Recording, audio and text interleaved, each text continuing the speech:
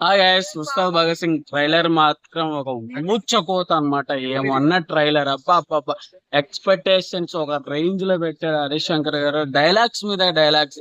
శ్రీలీల అయితే ప్రతిసారి కంబ్యాక్ ఇచ్చినప్పుడు అయితే ఒక సర్ప్రైజ్ అని అంటారు.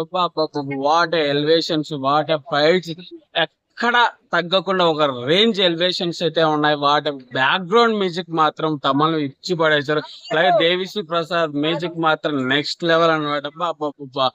అలాగే రాశిక్ ఖన్నా మాత్రం బాబోయ్, నాకలా చిరంజీవి గారి డైలాగ్ అయితే చెప్పారు.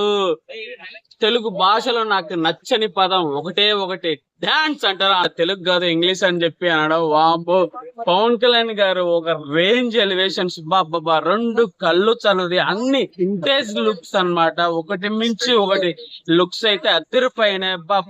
What elevations.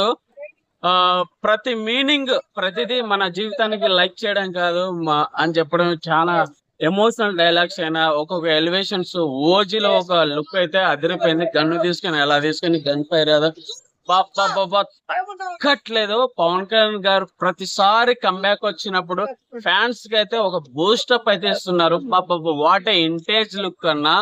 ఓవరాల్ గా ఉస్తాద్ భగత్ సింగ్ ట్రైలర్ ఇచ్చి పడేశారు. ఎక్కడ ట్రైలర్ అస్సలు ఫస్ట్ షాట్ లో అయితే గొడుగుల తర్వాత చైర్ లో కూర్చున్న స్టైల్ ఉంటది పవన్ అని, అదొక స్టైల్ చాలన్నమాట. ఎలివేషన్ జాతర ఎపిసోడ్ లో అయినా, ఫైట్ సీన్స్ అయినా, ఆ సాంగ్ కొన్ని వందల మందితో డాన్స్ దగ్గర.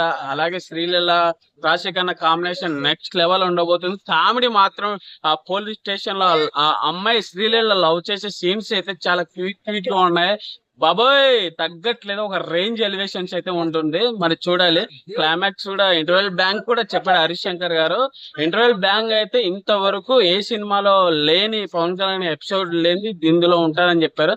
చూడాలి మరి. 19 వరకు వెయిట్ చేద్దాం. ట్రైలర్ మాత్రం నెక్స్ట్ లెవెల్. ఈసారి పర్ఫార్మెన్స్ దద్దరిల్లి